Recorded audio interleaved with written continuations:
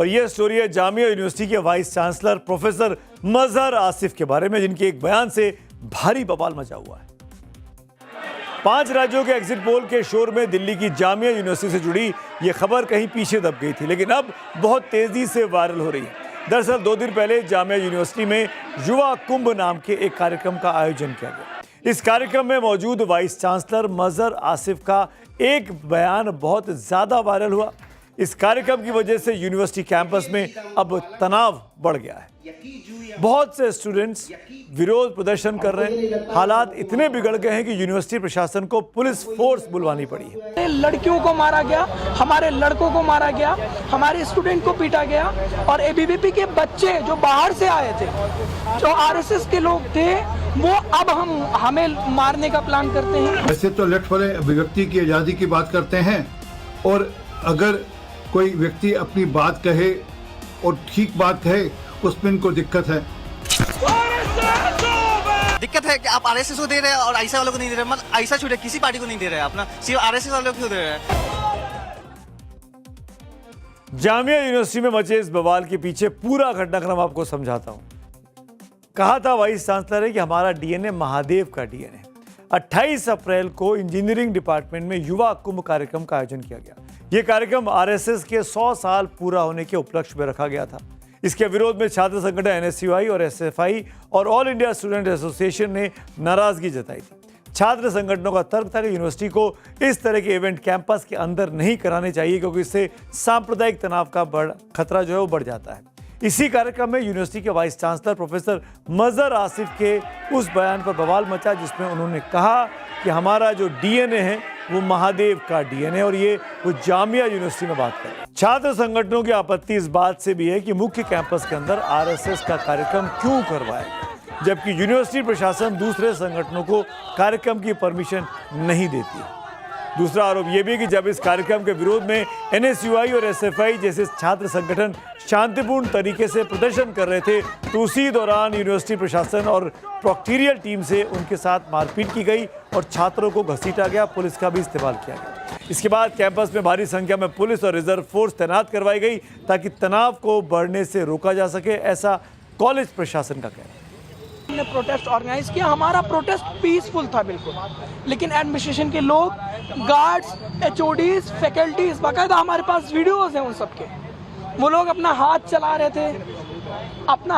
रहे थे, हमारे लड़कियों को मारा गया, हमारे लड़कों को मारा गया, हमारे स्टूडेंट को पीटा गया और एबीवीपी के बच्चे जो बाहर से आए थे, जो आरएसएस के लोग थे, वो अब हमें मारने का प्लान करते हैं।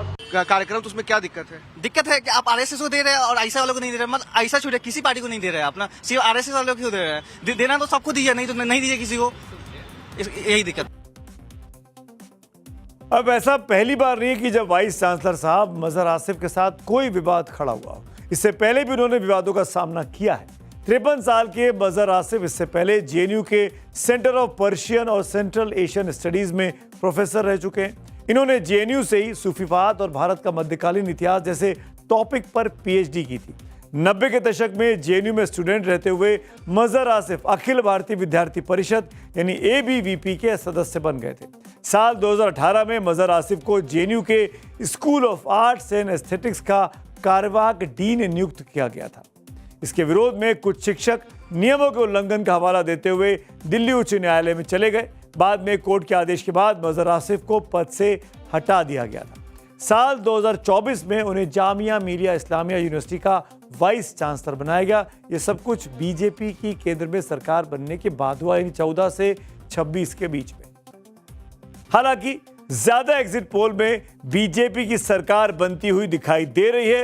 ममता बनर्जी चौका शायद ना लगा पाए, एक अनुमान के मुताबिक, ज्यादा एग्जिट पोल के मुताबिक।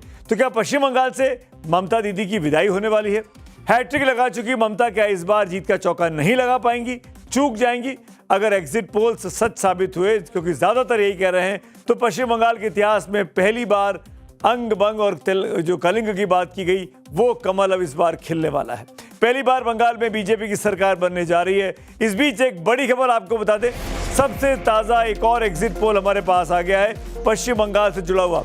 टुडेज चाणक्य का ये एग्जिट पोल है। टुडेज चाणक्य एक जानी मानी सर्वे एजेंसी है, उसका एक सर्वे, उसका एग्जिट पोल उसने आज अपने रिलीज किए हैं और वो ये कह रही है कि बहुत बड़ी तादाद में बहुमत के साथ बीजेपी की सरकार बन रही है। जी हाँ, बहुत ही क्लीन मेजॉरिटी दे रही है बीजेपी को।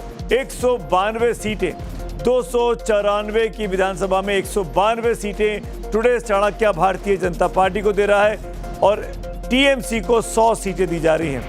यानी ज्यादातर जो एग्जिट पोल है उसी दिशा में टुडे चाणक्य भी है। इसको हम आगे विस्तार से आपको दिखाएंगे कि कितने सीटों का अंतर है, क्या है। लेकिन ये बड़ी खबर है कि वोट परसेंटेज क्या है, वो भी इशारा कर रहा है कि ममता बनर्जी की सरकार टुडे चाणक्य के मुताबिक जाती हुई दिखाई दे रही है। बीजेपी की सरकार बनती हुई दिखाई दे रही है। चाणक्य के अलावा आज एक और एग्जिट पोल के आंकड़े हैं, ये भी हम आपको दिखाएंगे। पश्चिम बंगाल की जनता को इन एग्जिट पोल पर कितना विश्वास है, ये भी आपको सुनाएंगे। लेकिन पहले राजनीतिक दल क्या दावा कर रहे हैं, खास तौर पर ममता बनर्जी एकमात्र बड़ी नेता, क्योंकि बीजेपी बनाम टीएमसी की लड़ाई है।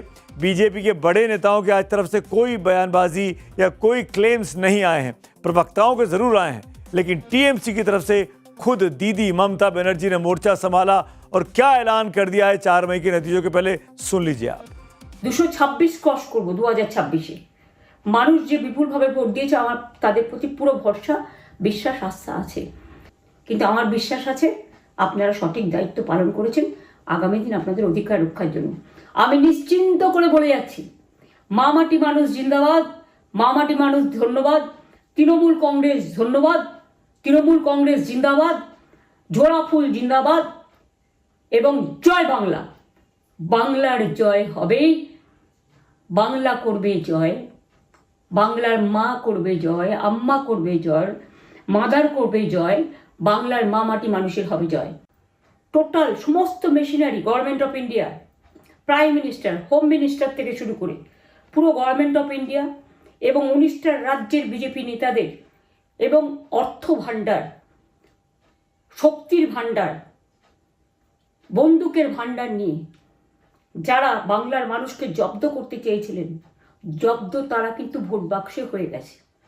আমি আপনাদের নিশ্চিন্ত করে বলতে চাই, যেটা টিভিতে দেখাচ্ছে এটা বিজেপি অফিস থেকে কালকে বেলা 1:08 সার্কুলেট করেছে এবং টাকা দিয়ে বলেছে যাতে এটা দেখানো হয়। তার কারণ হচ্ছে আমার কাছে স্পেসিফিক ইনফরমেশন এসছে 1:08-এ, আমি কোনো একটা প্রেস মিডিয়ার থ্রুতে পেয়েছি এবং সেই ইনফরমেশনে দেখা যাচ্ছে তারা পরিষ্কার বলছে ফোর্সফুলি তোমায় করতে হবে, এটা তোমাকে এর মধ্যে যাওয়া যাবে না।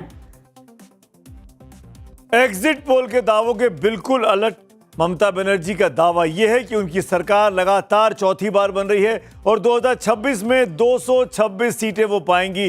इसका ऐलान वो कई महीने पहले कर चुकी थी कि इस बार उनका टारगेट 226 है और वो आज फिर दावा कर रही हैं कि 226 सीटें टीएमसी की आ रही है और वो सरकार बनाने जा रही है। बीजेपी की जो स्कीम्स थी, बीजेपी की जो कोशिश थी इन चुनावों को जीत लेने की, इन चुनावों को किसी भी तरीके से कामयाब हो जाने की, वो सफल नहीं हो पाएगी।